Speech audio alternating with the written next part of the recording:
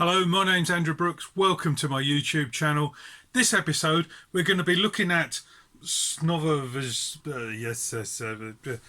Russian album.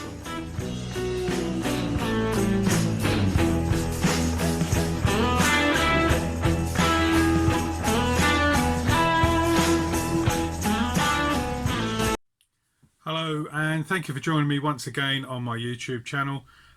This time we're going to be looking at what's commonly known as the Russian album.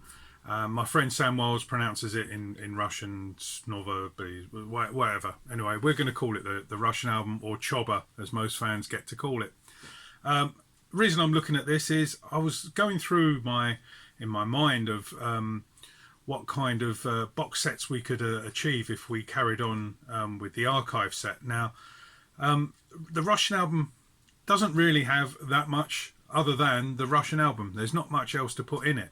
So I've been doing a little bit of research, and it was released obviously in 87, I believe, and released in Russia. The story is that Macca's manager wanted to sort of put out a Russian album of some sort, pressed up some copies.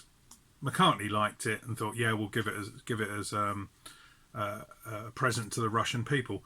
Now, looking at it, there were 22 songs recorded in those sessions between the 20th of July and the 21st of July, and then it was mixed on the 22nd. From what I can gather, doing a little bit of research, it seems to be these were kind of auditions for prospective members of the band, and in fact, Chris Whitten, the drummer on one of these sessions and later in Paul's band, has actually replied to my friend John Heaton's rock and roll video when he talked about the Russian album, and said it was not meant to be recorded for release. Really, it was recorded just to see how well the musicians worked together, and the result was these 22 tracks.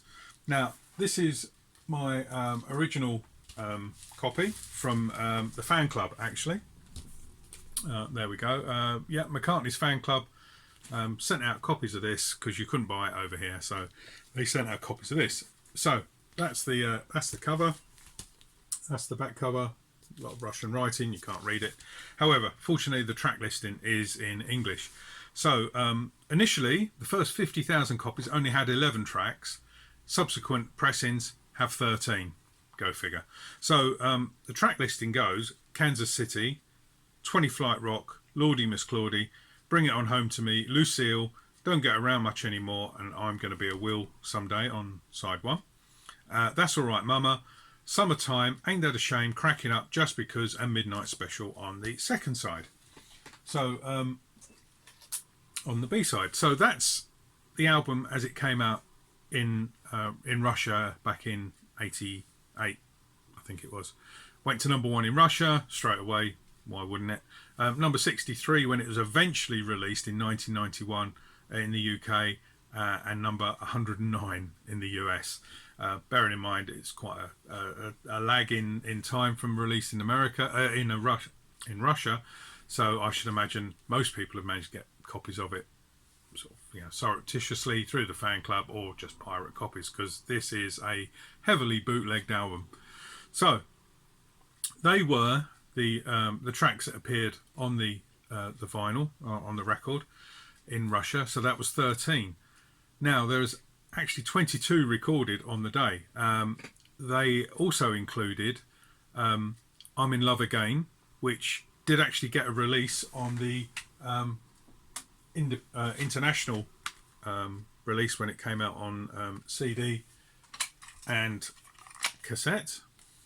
So they're from 91, and so this now has 14 tracks on it. So that's one more than the Russians got on their original album. Other tracks that appeared are I Wanna Cry. Now this is an original song written by Paul during these sessions. So why it appears on a Russian album full of old rock and roll oldies, other than it is a rock and roll song, but it's one of his compositions, and it actually did get a release on the B-side to this maxi single of this one, and as you can see there, it's God, it's released out. I want to cry. So it was on the B-side of that. It's Now or Never was another Elvis song that was recorded, and that appeared on an NME record called The Last Temptation of Elvis, and also I believe it was on a B-side of like a single or a promo single for that particular album. Then we come on to the ones that have never seen the light of day unless they're on a bootleg on YouTube or something like that. So these musicians, they recorded I Saw Her Standing There, which, as I say, has remained unreleased, Beatles song. Take This Hammer, which is a Lonnie Donegan song. Cut Across Shorty, which was an Eddie Cochran song. Another Elvis song of Poor Boy. And then we've got Cole Perkins' Lend Me Your Comb, which the Beatles used to do in the Star Club. And then the Vipers song No Other Baby. Now, No Other Baby did actually get a release, but not this version. He re-recorded it and it appeared on Run Devil Run. Funnily enough, another rock and roll album. So, yeah, No Other Baby did actually get a release, but not this version that was recorded for these sessions. So they're all the unreleased songs. So, okay, we're up to 22 songs now. Still not quite a box set though, is it? So yeah, as I said, the album was released on the 31st of October 88, and it was recorded during July 87, the 20th and the 21st of July. Now apparently McCartney had been doing some sort of jam sessions with people like Johnny Marr and things like that in the evening, and it was that gave him this idea. Maybe I should, when I'm auditioning a band or something like that, just get them to play rock and roll stuff that I enjoy playing. So on the 20th of July, he had Mick Green, Mick Gallagher and Chris Whitten performing, and he recorded those sessions. And then the next day, on the 21st, he had Nick Garvey, Henry Spinetti and Mick Gallagher again recording on those days. And then the album was put together with 13 tracks, 14 tracks now. So really that is the only music that's from these sessions, unless there are some sort of run-throughs, McCartney suggesting songs that they could possibly do, all those sort of things that would happen. And I can only imagine that because it was recorded at his home studios in Hog Hill Mill near Rye, I can only imagine that he would have just kept the tape running the entire time. So there's probably a few other little choice bits, and who knows, there might have even been video, because certainly you often see around this time, certainly in the 90s, you see John Hamill running around with a camcorder. So who knows, there might even be videos of these sessions. Now, the only videos I can find and that were broadcast for these sessions, like to publicise it, Paul appeared on Jonathan Ross in the UK on a show called The Last Resort. I managed to get into the studio, so I know they rehearsed the band. He used Jonathan Ross's band.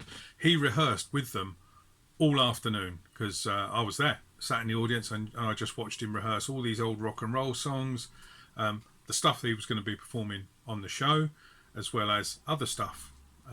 Just wish I could have recorded it, but there we are. So certainly the rehearsals were filmed and recorded, as well as the actual show, because he appeared live on that and performed live on that, signing lots of autographs every time Jonathan Ross spoke to him. He handed him a record and he'd sign it, and as they were doing the interview.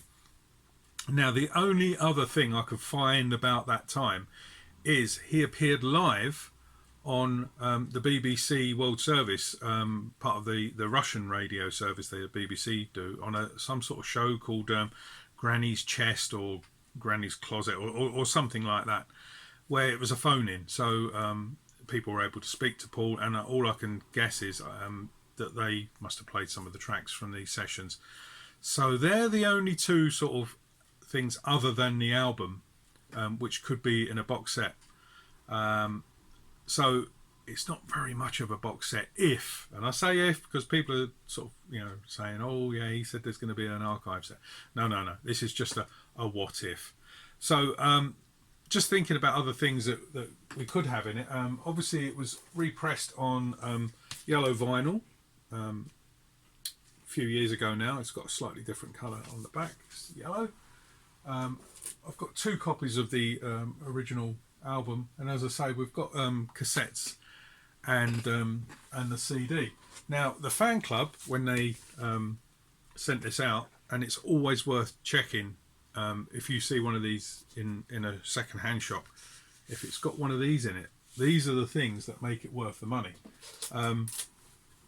It's number 51, Club Sandwich number 51, and that's all it is. It's a single sheet. It's got sort of sleeve notes written by Paul, talking about the album. It tells the story of the album, about how they managed to eventually get it pressed up. So this is number 51 of Club Sandwich, Spring 1989. I might as well show you the label. Let me just put this aside. I'd keep it in a separate sleeve because it comes in one of those flimsy little plastic sleeves. So I keep it in here. So here's the record, and as you can see, it's just all in Russian. It's on the Melodia label. There we are. So there we have it. So other than that, there's not really much more we can add, unless he's going to do a box set.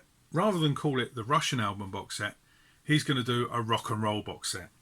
Now that's a whole different kettle of fish, because obviously Run Devil Run, I'll just get the album up here, included lots of rock and roll tracks, as well as the Russian album. So you've got, Blue Jean Bop and All Shook Up and Lonesome Town, things like that. So you could, I suppose, merge the two together, have a rock and roll box set. Some of the tracks have appeared in the UK and other countries, I should add. So on the B side of the 12-inch single, this one, as I said earlier, you've got I Wanna Cry, which was the original track that he wrote for these sessions. On the B side of the My Brave Face 12-inch single, you've got I'm Gonna Be a Wheel Someday and Ain't That a Shame. And then on these ones from the Once Upon a Long Ago 12-inch single, you've got Lordy Miss Claudie and Kansas City. On this one, this was a double release, so there's another one of Once Upon a Long Ago, and in this one you've got Midnight Special and Don't Get Around Much Anymore. So some of the tracks have since come out on legitimate format, so to speak, as B-sides. There are still, I don't know, 8 unreleased tracks which I'm sure have been out on bootleg, but we would love to hear the master recordings, as well as any other stuff that was recorded at the time. I can think of no more. If you can think of anything, or want to ask me a question, or just comment on the video, just drop it in the comments below. Always happy to read them, and if I can answer them, I will answer them. So please subscribe. I should have said that. Down here there's a thing to click on, and then there's some videos which you may want to watch. I often join in with John Heaton and James Griffiths on some of my videos, and I go on their videos. But please subscribe if you enjoy these sort of videos, and as I say, just keep the comments coming. Thank you very much for watching, and I'll see you next time.